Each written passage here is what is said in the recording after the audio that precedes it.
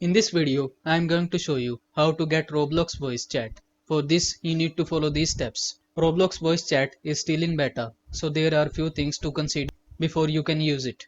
Enabling voice chat. Log in into your Roblox account on your computer. Click on the gear icon in the top right corner of the screen. This opens the setting menu. Select privacy from the menu on the left side of the screen. Find the beta feature section.